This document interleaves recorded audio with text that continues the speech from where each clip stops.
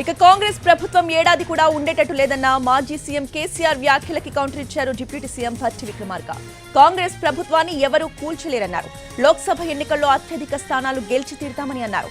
BRS అంతరించిపోతున్న party అని ఉనికి కాపాడుకునేందుకే ప్రజా ఆశీర్వాద సభలు పెట్టుకుని నోటికొచ్చినట్లు మాట్లాడుతున్నారని ఫైర్ అయ్యారు. బీఆర్ఎస్ పార్టీ అయిపోయిన పార్టీ అని, అంతరించిపోతున్న పార్టీ.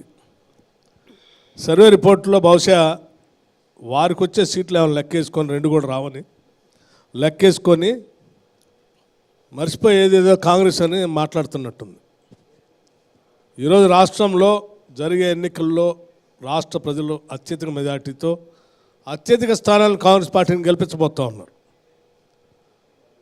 మీ పార్టీ పరిస్థితి బాగాలేక ప్రజల్లో మేము ఇంకా బతికే ఉన్నామని చెప్పుకోవడం కోసం ఇటువంటి ఆశీర్వాద సభలను పెట్టుకొని అక్కడ మాట్లాడుతూ ఉన్నాం. సంవత్సరం తర్వాత ప్రభుత్వం ఉంటుందో ఉండదో అంటే ఏడిపోద్ది ప్రభుత్వం? ఎవడి ప్రభుత్వాన్ని కూల్చగలిగేది? 100% ప్రజాస్వామ్యతంగా గెలిచిన ఈ ప్రభుత్వం 5 ఏళ్ళు సంపూర్ణంగా పాలిస్తుంది.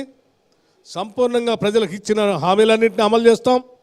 మళ్ళీ తిరిగి ప్రజల దగ్గరికి వెళ్తాం. ప్రజలు తీర్పు తీసుకొని మళ్ళీ కాంగ్రెస్ పార్టీ అధికారంలోకి వచ్చి పాలిస్తుంది. బీజేపీలోకి పోతున్నామో ఆయన ఏంది ఈయనేంది బీటీం అని నువ్వు కదా బీజేపీతో మాట్లాడుకునేది. కాంగ్రెస్ పార్టీ ఎప్పుడు కూడా అప్పుడు కానీ ఇప్పుడు కానీ రేపు కానీ బీజేపీతో ఏ పార్టీ అనే ఈ దేశంలో ఉన్న పార్టీ ఏదైనా ఉందంటే అది ఏకైక పార్టీ కాంగ్రెస్ పార్టీ. గతంలో కలవలే, ఇప్పుడు కలవదు, రేపు కూడా కలవు.